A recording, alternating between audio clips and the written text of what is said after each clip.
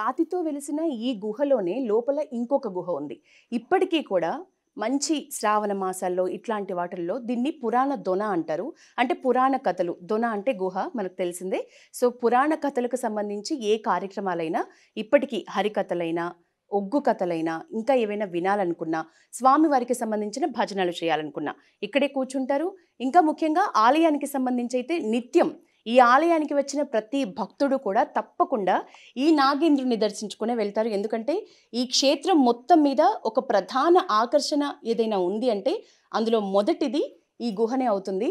శివ మాలలు వేసేవాళ్ళు ఇక్కడే ఈ ప్రదేశంలోనే ఇక్కడ ప్రత్యేకమైన శివలింగం ఉంది కాబట్టి ప్రత్యేకమైన పూజలు శివమాలలు వేసే భక్తులకు ఇదే నిలవైన ప్లేస్ అని చెప్పొచ్చు. ఈ ప్లేస్లోనే వాళ్ళకి కూడా మిగతా భక్తులకి కొంచెం వాళ్ళు మాలలో ఉంటారు కాబట్టి మిగతా భక్తులకి దగ్గరలో ఉండకుండా ప్రశాంతమైన వాతావరణంలో వారు ఇక్కడ పూజ చేసుకునే వెసులుబాటు అయితే ఆ సౌకర్యం అయితే చాలా అద్భుతంగా ఉందని చెప్పొచ్చు. అందుకని శివమాలలు వేసుకున్న భక్తులకి ఇదొక ఫేవరెట్ ప్లేస్. ఈ గ్రామ ప్రజలకి కాకుండా దగ్గరలో మాలలు వేసుకున్న అందరూ కూడా ఈ గుట్టకే వస్తారు, ఈ వెండి కొండకే వస్తారు. సో నిజంగా ఇక్కడికి వచ్చి మనం కాసేపు గడిపితే తప్ప ఈ గుహ ఎంత అద్భుతంగా ఉంది, ఈ ఆలయం ఎంత ప్రకృతి సౌందర్యంతో ఉంది అనేది మాత్రం మనకు అర్థం కాదు. మన తెలంగాణలోనే ప్రధానమైన ప్రముఖమైన శైవ క్షేత్రాల్లో ఏ మాత్రం లోటు లేకుండా మనం ఈ పేరు చేర్చొచ్చు, ఈ వెండి కొండను చేర్చొచ్చు. సో భక్తులు తప్పకుండా, శివ భక్తులు ఎవరైనా సరే తప్పకుండా ఈ గుట్టను సందర్శించాలి, ఈ వెండి కొండను సందర్శించాలని మనం పల్లవి టీవీ తరపున కూడా మనస్ఫూర్తిగా కోరుకుంటున్నాం. ఇక మనకి ఈ పార్వతీ పరమేశ్వర క్షేత్రానికి సంబంధించి ధర్మకర్తల మండలి కమిటీ చైర్మన్ భరత్ రెడ్డి గారు ఉన్నారు. సార్ నమస్తే.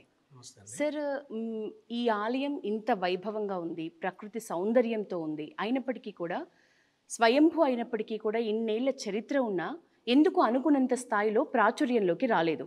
మామూలుగా శివాలయాలు అంటే కొంచెం నిరాదరణకే గురై ఉంటాయి ఎక్కడైనా. ఎందుకంటే కొంచెం కష్టంలో ఉన్న భక్తులు మాత్రమే వస్తారు. ధనికులైన భక్తులు శివాలయాలకు సరిగ్గా రారు అనేది మా యొక్క నమ్మకం. అయినప్పటికీ కూడా ఇది 1000 ఏళ్ళ చరిత్ర గల శివాలయం అండి. ఇది మేము పురావస్తు శాఖ వాళ్ళని కూడా సంప్రదించినాము. ఇది కొంచెం మాకు ఏదైనా డెవలప్మెంట్ కావాలని. సరే అన్నారు. కానీ కాకపోతే మేము తర్వాత మాకు ఇక్కడ స్థానిక ఎమ్మెల్యే టీటీడీ బోర్డు మెంబర్ ఉండినప్పుడు చేవెళ్ళ ఎమ్మెల్యే, ఇప్పుడు ప్రస్తుత ఎమ్మెల్యే కాళ యాదయ్య గారు, ఆయన టీటీడీ బోర్డు మెంబర్ ఉన్నప్పుడు, శ్రీమతి సబితా ఇంద్రెడ్డి గారు హోమ్ మినిస్టర్ ఉన్నప్పుడు మేము ఆవిడను వీళ్ళిద్దరి సహకారంతో కొంత టీటీడీ నుంచి జీర్ణోద్ధరణ స్కీమ్ కింద ఒక 1,00,000 రూపాయలు మనం వెచ్చిస్తే వాళ్ళు 60,000 ఇస్తారు.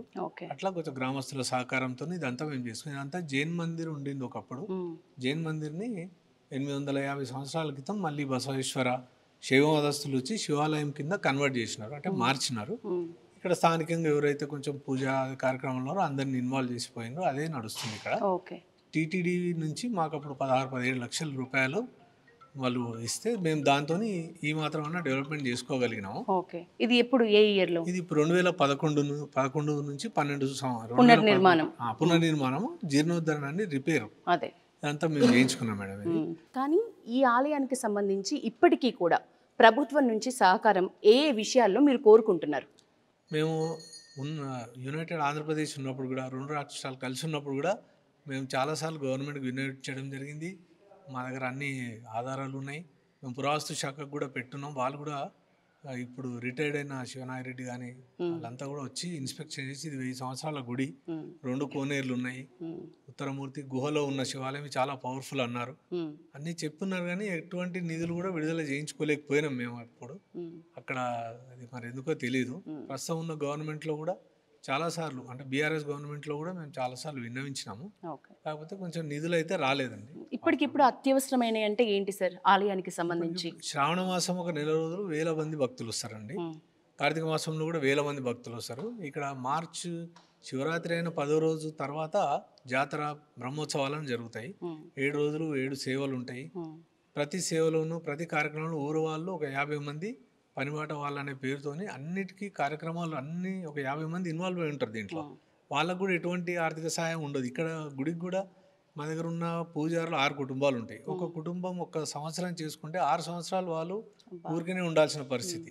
ఏమంటే దీనికోసం పూజారులకు కానీ దీప నైవేద్యం కింద కానీ ఏదైనా పూజారులను ప్రభుత్వం ఆదుకుంటే సంతోషం.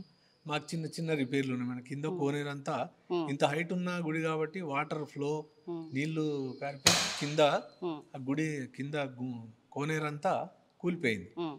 పైనది అట్లాగే ఉంది. వీటికి ఏదైనా ప్రభుత్వం సహకారం అందిస్తే మేము చాలా రుణపడి ఉంటాం ప్రభుత్వం. గుట్ట కింద నుంచి పైకి వచ్చే మార్గం ఇప్పుడు మా వెహికల్ వచ్చింది, చాలా బాగుంది.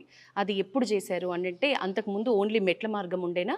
అది ఎప్పుడు దాన్ని నిర్మించారు? అది ఓ పాత మెట్ల మార్గం ఉండే మేడం. ఇంకొకటి అటు రెండు వైపుల నుంచి కూడా మేము కొంత చట్టం నుంచి ఉమ్, ప్రభుత్వం నుంచి మట్టి రోడ్డు శాంక్షన్ చేయించినాము. ఉమ్, పోయిన సంవత్సరం ఒక 2 సంవత్సరాల క్రితము శ్రీమతి సబితాయింద్ర రెడ్డి గారు మినిస్టర్ ఉన్నప్పుడు, కాళే యాదవ్ ఎమ్మెల్యే గారు, వీరిద్దరు చాలా చొరవ తీసుకొని ఒక 50 లక్షల రూపాయలతోని మాకు సీసీ రోడ్ ఏర్పాటు చేయించినారు. వాళ్ళిద్దరికి మేము ఎప్పటికూ గ్రామ తరపున ఆలయం తరపున ఎప్పుడు రుణపడి ఉంటాము. ఓకే. ఇంకా కూడా కొంచెం ఆ మెట్లది ఈ కోనేరు మాత్రం చాలా సమస్య ఉంది. అదొకటి వాళ్ళు కొంచెం మాకు రిపేర్ వర్క్ చేస్తే చాలా సంతోషం.